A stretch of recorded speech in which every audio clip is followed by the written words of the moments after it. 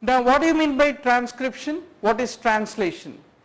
Transcription is that reading of the template DNA strand. It typically happens in the 3 to 5 direction, and RNA polymerase basically synthesizes the mRNA once more in 5 to 3 direction. Translation is that reading of the RNA and synthesizing the protein basically is also once more in 5 to 3 direction. These are all some of the very nitty-gritty issues for the examiner.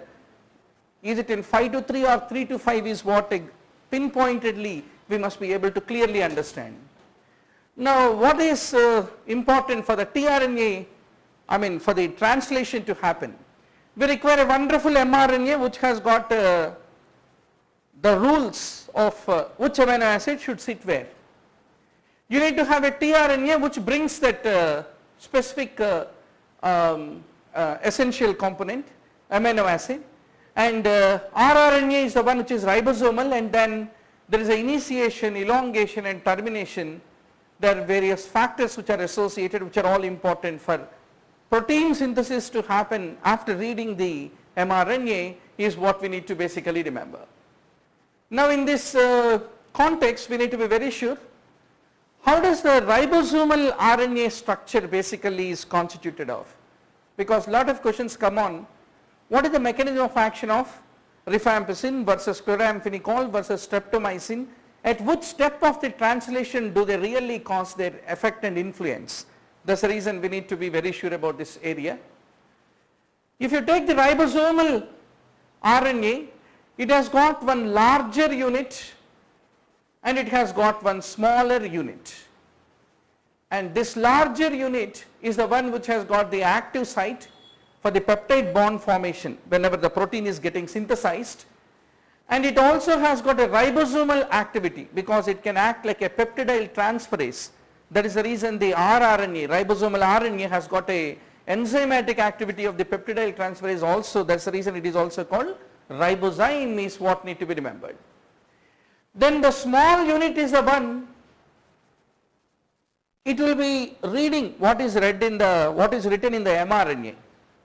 So that is the reason the small subunit typically is the one which binds with the mRNA like a latch, and it is also the small unit of the ribosomal RNA which is also coordinating with tRNA. So tRNA's brought amino acid and the mRNA written story is being read by, the whole coordination is done by one fellow called small subunit of the rRNA. That's the reason it controls the information flow, whereas the large subunit predominantly controls the chemistry of the protein synthesis. Now what happens, what are the various sites do we have on the large subunit and the small subunit? Both of them have got certain 3 important areas. One is called the A area where the amino acid will come and bind, P area where the peptide bond formation occurs and the protein becomes generated, elongating chain, and E is the area after the protein synthesis is over, there is an exit. So there are the 3 important areas which are the constituents of both the large and also the small subunit. Now the question is, how will the tRNA knows? Every amino acid has got certain tRNA. Glycine has its own glycine associated tRNA, and alanine has got its own alanine associated tRNA. So how is the tRNA is associated with the correct amino acid that it requires? So basically it is the synthetase activity, the binding of the tRNA and the amino acid, it requires the synthetase activity which is very specific. That is the reason, because there are 20 different amino acids, there are 20 different synthetases which are available among the tRNAs, is what we have to fundamentally understand. Now how does the protein synthesis go on? First of all, there must be an initiation that should happen. Your small unit is having the mRNA and the large subunit is enthusiastic because it wants to carry on the protein synthesis, and tRNAs are ready, standing with their own respective amino acids. Then the whole process, reading of mRNA, calling the right candidate, the tRNA, and then providing that amino acid into the peptide chain, and the peptide chain should elongate. all this should happen. So for this to happen, initially what happens is called the initiation, pre-initiation complex is the one which is being generated in the eukaryotes. So this is the typical structure of how a pre-initiation complex looks like. Now, there are some factors when the protein synthesis is happening. There are some factors called the elongation factors which are very important, which will mediate the beginning of initiation and also the beginning of the termination. So both the things are being taken care by certain important regulators called the elongation factors. Now first, the elongation factor 1A will come and bind with the A site, and this is very important because it is necessary by this binding that the tRNA does not bind inappropriately, because the moment tRNA walks in, it has the availability everywhere, and any tRNA basically can come and simply bind with the A site. But do we want any tRNA to do that? We do not want. Only after reading the mRNA, the correct tRNA is the one which has to come and sit at the A site. So until then, somebody should block the A site. So that is the reason the elongation factor 1A is the one which will block the A site. And once it blocks this A site, the elongation factor 2 basically will recruit a special initiator called the tRNA MET, the one which is having the methionine, and that will make this tRNA containing the methionine to come and bind with the P site. And once this tRNA out of all the tRNAs available in our, out of the 20 tRNAs, only tRNA methionine is capable of coming and binding with a naked ribosomal RNA small subunit. Any other tRNA cannot do that. And once more, this tRNA containing the methionine should not come and bind with the A site, it should come and bind with the P site, and the A site is the one which is being blocked by the elongation factor 1A is what we need to remember. Now once this combination occurs where the elongation factor 1A is sitting on the A and the tRNA containing methionine is sitting on the P, this is basically called the 43S pre-initiation complex. Meanwhile, there is another factor called elongation factor 4A. It will basically unwind the hairpin loops in the mRNA and it will expose the initiation codon called AUG. Now once this is being done, typically the first AUG, once it is being opened up, there is a hydrolysis which will happen for the GTP, and then there is a release of all those initiation factors out, and now it is ready, the ATS initiation complex become generated. Now it is ready for the further amino acids to come and start binding, and reading of the mRNA goes on and the protein synthesis goes on, is what need to be remembered. Now what is the next step? The next step is called elongation, wherein the respective tRNAs basically come and walk into the A site, and typically they sit there, and the binding of the next further amino acids keep happening, and the protein synthesis continues on and on and on, is what need to be basically remembered. Now how does puromycin, a very important antibiotic substance, at which step does it basically come into picture?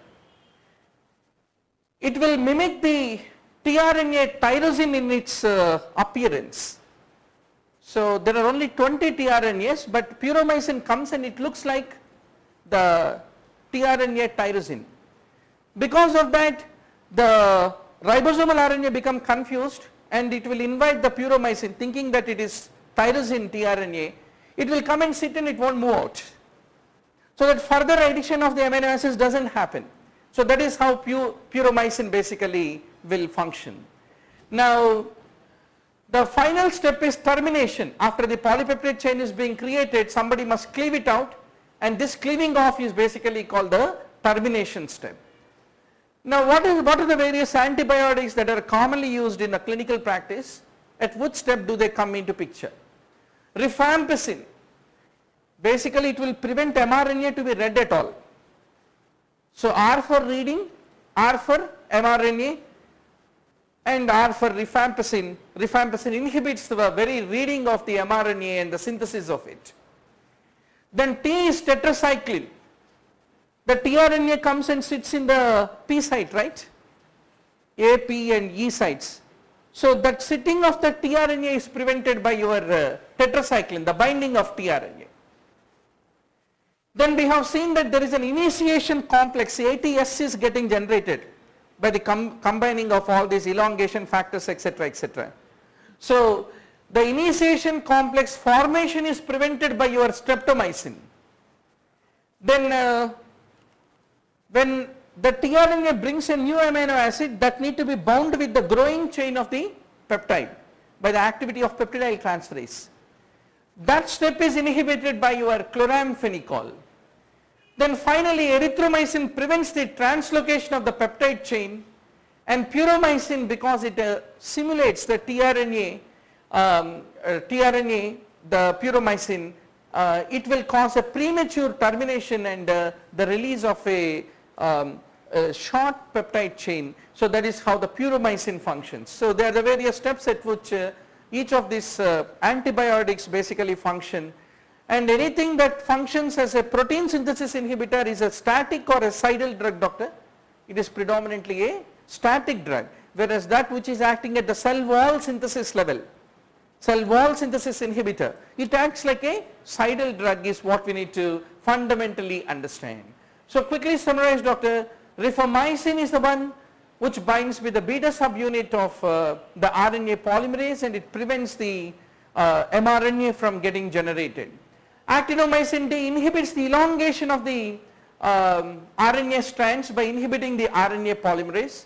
Puromycin causes the premature release of the polypeptide because it looks like the tyrosinyl tRNA in its appearance, and amanitin basically blocks the mRNA formation by inhibiting the DNA dependent RNA polymerase, which is essential for the mRNA synthesis.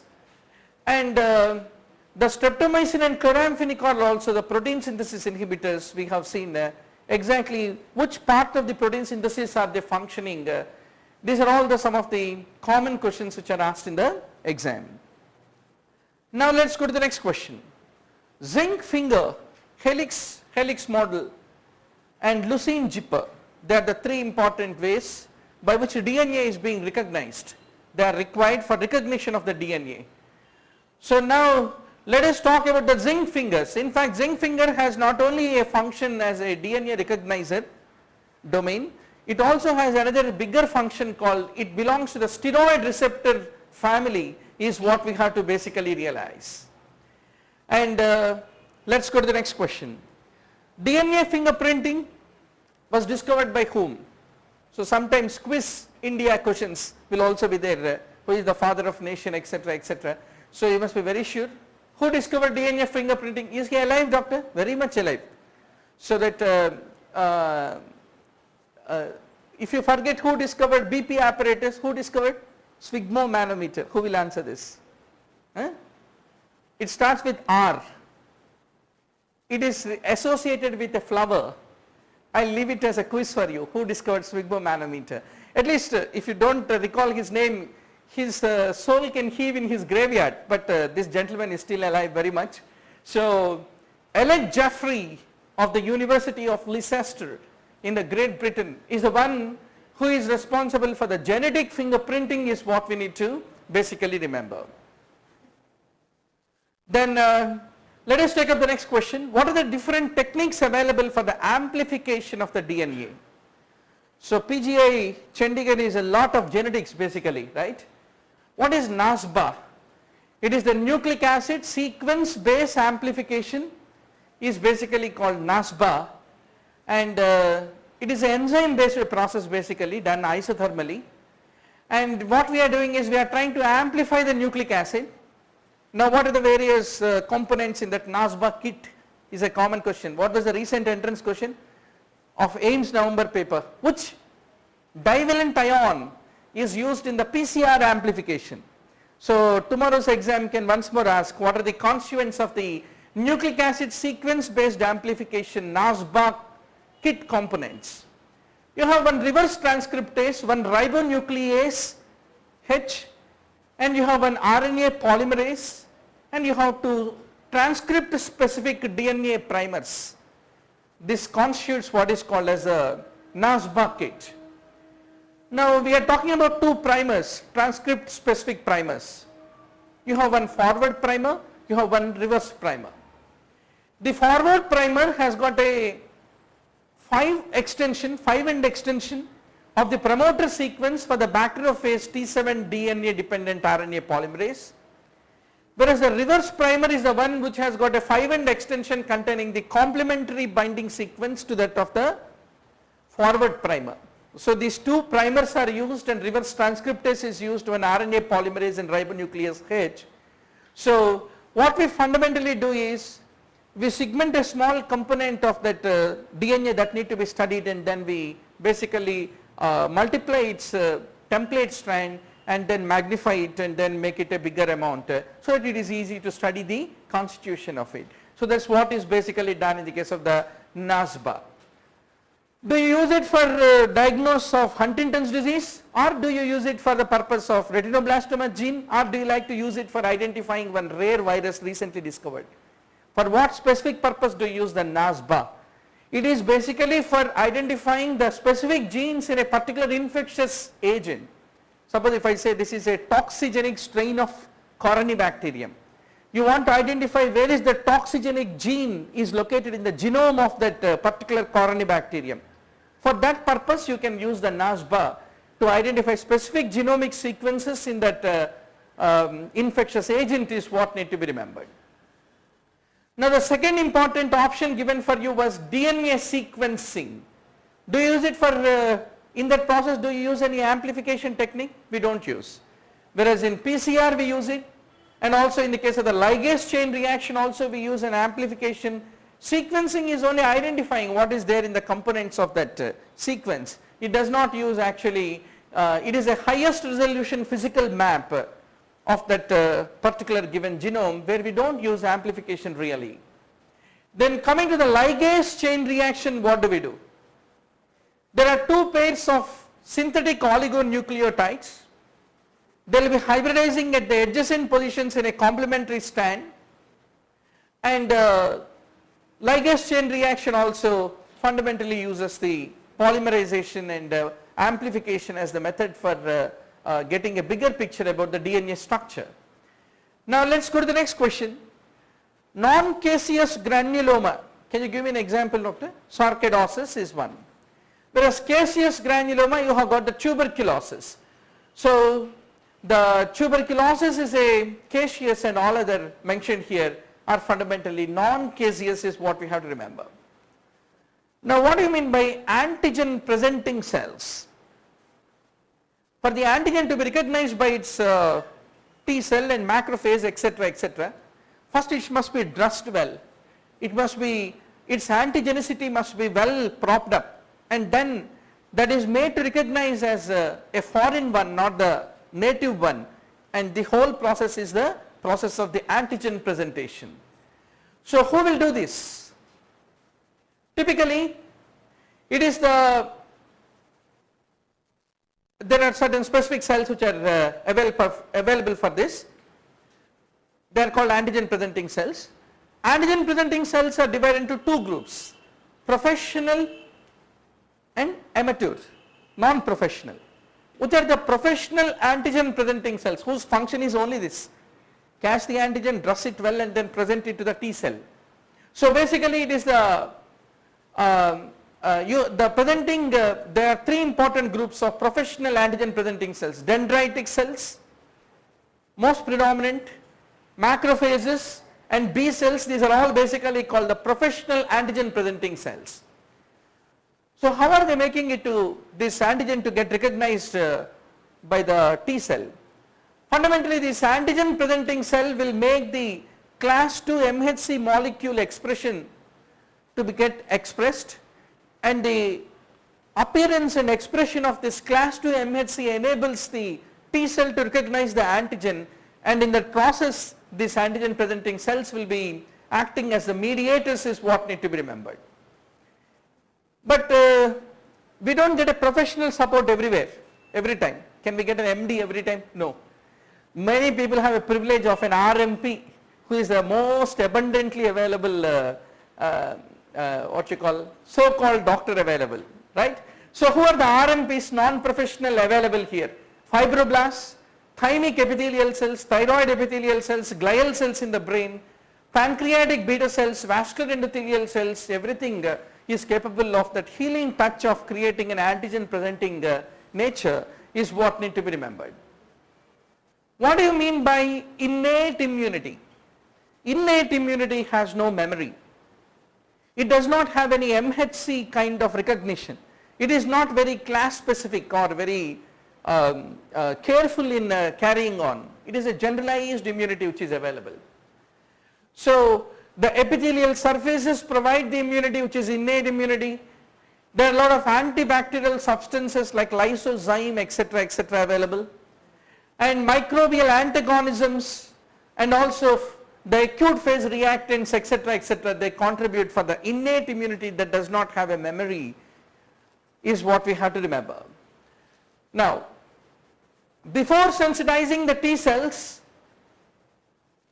the slight modification of the antigen is induced by whom? Once more, who are the antigen presenting cells? That is what examiner is asking. So basically it is the dendritic cells, Langerhans cells are the ones who will do that. How do they do that?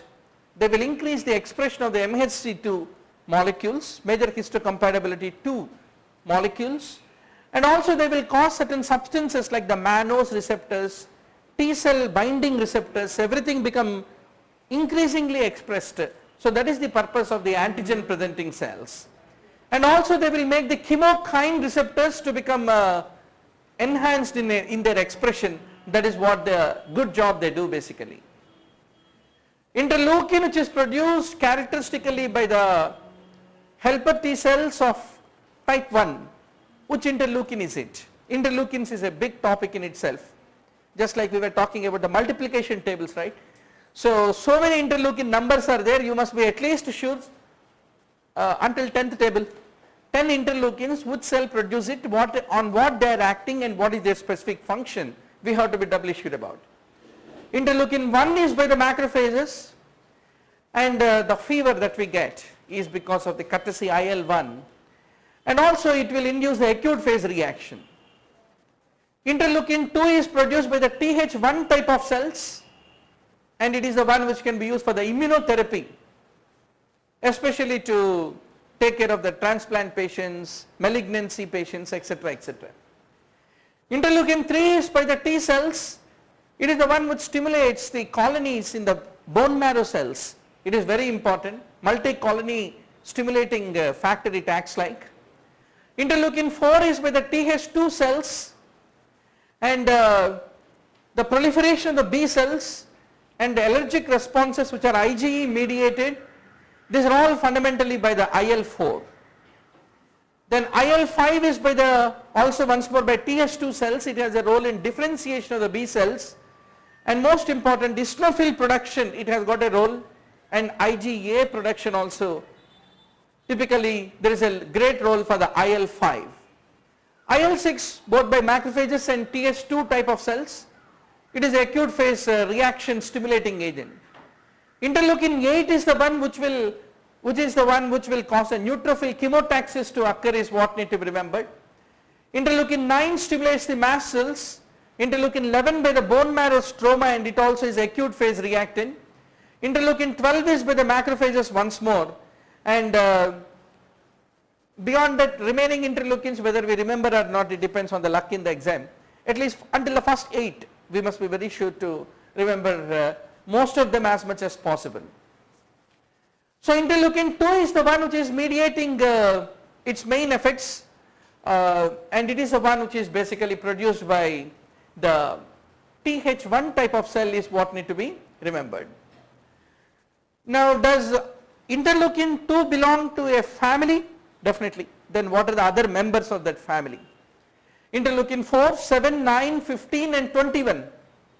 All of them have some commonness, they all belong to the same family is what need to be remembered. Amyloidosis are of various types. Now the common question in the exam is, Which type of amyloid protein is found in which type of amyloidosis is a common question asked in the exam. You have the AL type of amyloidosis which is found in the case of multiple myeloma, common question in the exam.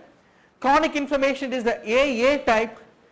Polyneuropathies, it is once more ATTR type, which is also found in the case of the senile systemic amyloidosis and the amyloidosis which involves the heart predominantly, cardiac amyloidosis, ATTR is the one which is important. Familial Mediterranean fever is once more AA type. Senile cerebral type is basically AP, RP or A beta type. And in medullary carcinoma of the thyroid, procalcitonin is the one which is important. Another common question asked in the exam, those who are under hemodialysis for a long period of time, which type of amyloid protein is responsible? It is the beta 2 microglobulin is the one which is predominantly seen in the dialysis dependent amyloidosis is what need to be remembered. Hypersensitivity reactions is one of the favorite topic for the examiner, doctor. What is type 2? Basically antigen is fixed in the tissues, antibody is free floating, it has seen it and attacked it. Why is it attacking it? Let us look how does the type 2 hypersensitivity go on. This is the normal cell and these are the normal antibodies, they don't have any like for each other, they are simply existing in a normal individual. Suddenly this immunoglobulin has expressed it has got a FC fragment, FAB fragment, and on one fine day in the morning there are some cross reacting self epitopes are expressed on the, let us say, glomerular basement membrane. Then immediately this antibody comes and binds to it, and the binding of it will enable the phagocyte which has got an FC receptor to come also and bind to it. The moment it binds to it, the macrophage will release all its constituents and lysosome also, and that will cause the tissue destruction. So this is how antigen is fixed in the tissue, antibody which is free floating one fine day has recognized it by mistake and attacked it is what need to be remembered. Now what are all the scenarios where type 2 type of hypersensitivity is seen, which is also called cytotoxic type of hypersensitivity, whereas immune complex mediated is called type 3 as all of you know very well. So autoimmune hemolytic anemia, that cellular antigen is RBC. Similarly autoimmune thrombocytopenia, pemphigus vulgaris, where the basement membrane of the skin is that where antigen is fixed and waiting for the antibody. Similarly vasculitis caused by ANA, Goodpasture syndrome, rheumatic fever, myasthenia gravis, pernicious anemia where antibodies are attacking continuously the parietal cell epithelium. These are all type 2 type of hypersensitivities. Now let us talk about the type 1 type of hypersensitivity which is also called anaphylaxis. So what is it happening in anaphylaxis? There is an allergen which has come, allergen is acting on the B cell and that in turn will cause the Th2 type of cells to release certain mediators, and that will in turn cause the immunoglobulin E to become, the generation of it to become stimulated. This all occurs with the primary exposure. Second time when there is a re-exposure, then this IgE will go and stimulate the mast cell, that will cause a degranulation and release of the mediators of inflammation which is typically seen in the case of the type 1 which is IgE mediated is what need to be remembered. Then what is immune complex mediated antigen is free floating, IgG mixes with it and then it deposits in the tissue, that will invite the complement system and that causes the complements to become activated. Some of those complements are chemotactic factors calling the neutrophils to the site of action, and that leads to the destruction of the tissue, where immune complex deposition is the underlying pathology is what need to be remembered. The next question is type 4 hypersensitivity, where do we see? It is also called the cell mediated, T cell mediated hypersensitivity as all of you know very well. In this what is happening? Allergen is there, macrophage is there, it has eaten it, phagocytosis happened. After eating it has given it to the antigen presentation. After antigen expressed its MHC type 2 molecules that stimulated the Th1 type of cell, helper T cell, and in turn that led to certain memory cells to become generated at a point of time, and subsequent exposure will cause the release of the cytokines, and the release of the cytokines in turn will cause the inflammation. So it is basically all mediated by that helper T cells, memory T cells, cytotoxic T cells. That's the reason it is a T cell mediated type of hypersensitivity which is seen in MAN2 reaction, etc., is what need to be remembered. There is an implication that type 1 type of diabetes which we see is also T cell mediated injury of the beta cells of the Langerhans. That's the reason it comes under type 4. Multiple sclerosis, rheumatoid arthritis, peripheral neuropathy and contact dermatitis, MAN2 reaction, they are all examples of the type 4 type of hypersensitivity is what need to be remembered. Now there is another common question, some of you are going to be DM nephrology. Managing a renal transplant effectively is very important. Most important is before you do transplant only you must anticipate that none of my therapies on this patient on dialysis waiting for a future transplantation, none of my therapy should create a alloantigens in him. Why? Suppose if I do lot of transfusion to my patient today, he has renal failure, severe anemia is there, I have done a lot of transplantation to him. What will happen? Every transplantation of this renal failure patient who is now receiving dialysis only will create a lot of antibodies. ABO incompatibility is there for some minor antigens and lot of antibodies are there. In such a patient in future if I happen to place a transplant, what will happen? Though the transplant is very well matched transplant, the prior transfusions which had been given to him already allosensitized him, and those preformed antibodies will attack this renal transplant and that will cause the hyperacute graft rejection. The surgeon completes the transplantation, he scrubs, he washes his hands and comes out, and already by that time the kidney has changed its color and it is dead. Hyperacute rejection occurs in minutes. So there is a reason, doctor, as a future nephrologist in MD general medicine only you must be very sure, if your patient is going to be a future candidate for a renal transplant, then you must be careful to prevent the allosensitization is a very important part of our management. So a complement mediated response because of the pre-existing preformed antibodies in the donor is the one which is responsible for the hyperacute rejection. Commonly it is the ABO incompatibility because of the prior transfusions is the underlying culprit. Now this is the classical histological slide. How do you, if you are suspecting transplant rejection, what is the best way, doctor? Do a renal biopsy on the transplanted kidney and then see in the histology. If you see in the histology you find the fibrin thrombus which is already formed in the afferent arteriole in this case of hyperacute rejection. So this is another small artery in a case of hyperacute rejection, almost occluded by the fibrin thrombus because of the hyperacute rejection.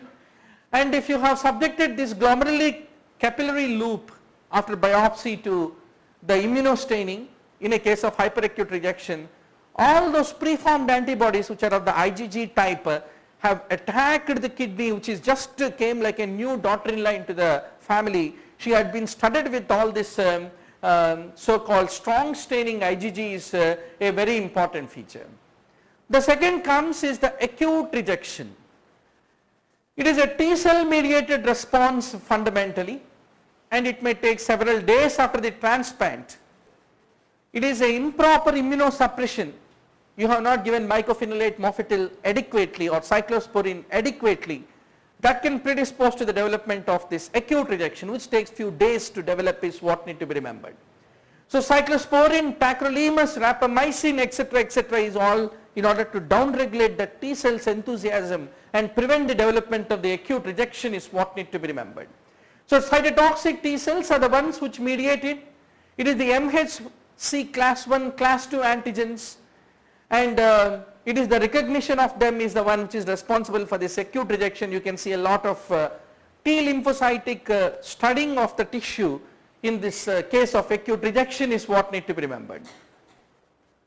So typically the transplanted tissue, the donor tissue will express certain MHC classes, and the host CD4 T cell will recognize that, and it is this mismatch is the one which will mediate the acute rejection to develop is what I like to underscore to all of you.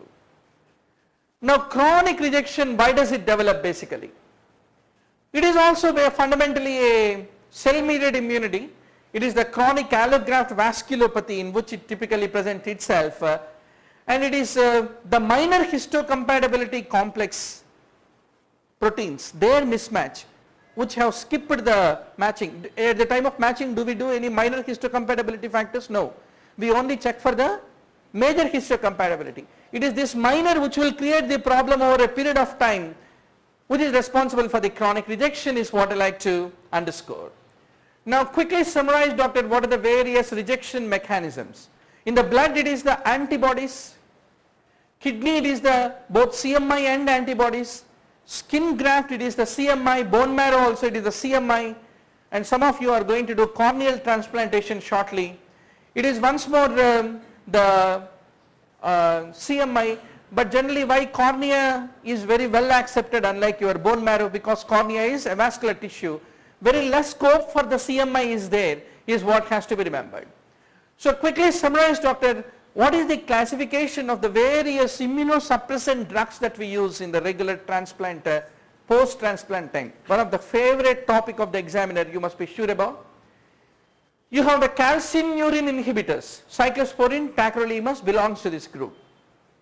You have the mTOR inhibitors like sirolimus, anti-proliferatives like azathioprine and mycophenolate, mofetil, corticosteroids like prednisolone, hydrocortisone can be used. Now we are all in the era of monoclonal antibody against the receptors. So you have the monoclonal anti-interleukin 2 receptor antibodies, because interleukin 2 is the major culprit which is released by the T cells, and that is causing the destruction of the transplanted tissue. So why don't we generate some antibodies against the IL-2 receptor? So which ones? It is the brasiliximab and destuzumab. They are the two important monoclonal anti-IL-2 receptor antibodies. A very potential question in the exam. And also we have polyclonal anti-T cell antibodies also, not monoclonal. Classically anti-thymocyte globulin, anti-lymphocyte globulin that we often administer to the patient in the post-transplant phase to immunosuppress him. They basically are the polyclonal non-specific anti-T cell antibody containing preparations is what we have to remember. So you are all very sure about transplant management, doctor. Now let us talk about the histological specific pictures in the various scenarios. Acute hepatitis B, what will happen to hepatitis, doctor? Typically hepatocytes will get a ground glass appearance, Councilman bodies, which are acidophilic bodies basically, is what you are able to see. The presence of the Councilman bodies is a very important feature of acute viral hepatitis. What do you mean by ground glass appearance? It loses its hexagonal plate-like morphology and it looks like a ground glass type of hepatocyte, another important feature of the viral hepatitis. Then where do you see Mallory bodies? Alcoholic hepatitis, even in primary biliary cirrhosis, Wilson's disease, chronic cholestatic syndrome and hepatocellular carcinoma, anywhere this kind of Mallory bodies are very important inclusions. Then why do you get a fulminant hepatic failure in the case of the Reis syndrome? When a child with a recent respiratory tract infection has taken the aspirin and suddenly developed a fulminant hepatic failure, you suspect Reis syndrome. What happens there? It is a microvesicular fatty infiltration studding the whole of the liver in a massive way is responsible for the fulminant hepatic failure, is what need to be remembered. Oncogenes, proto-oncogenes is one of the favorite topic of any exam that we go. Fundamentally proto-oncogenes are very good people. Everybody starts too good but finally ends up to become bad at a point of time. So there is the story of proto-oncogene. Tell me, doctor, what happens in Burkitt's lymphoma? Basically on the chromosome 8, c-Myc is a very important proto-oncogene. When we are all at home, we behave very nicely. Suddenly when we go to hostel in first MBBS, sudden freedom will make us to go. Initially for a while anybody will go into a rampage. After that once more we have our own method that we think that what is right and what is wrong, right? So no parenting discipline is really required. c-Myc is parented very well. Chromosome 8 will say, acha hai bete, bura hai, etc.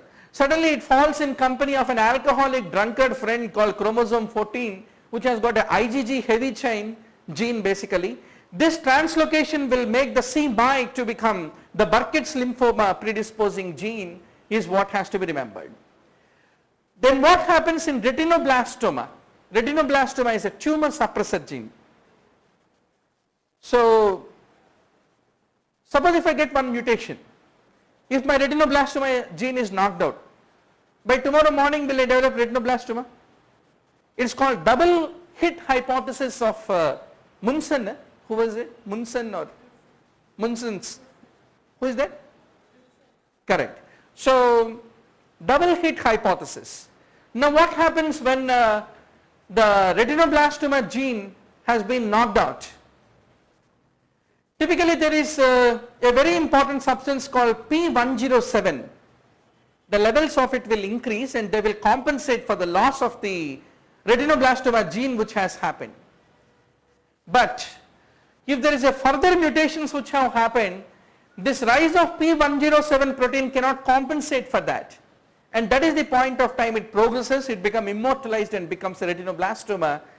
Double hit hypothesis, timing is everything, is the rule in the case of the retinoblastoma is what need to be remembered.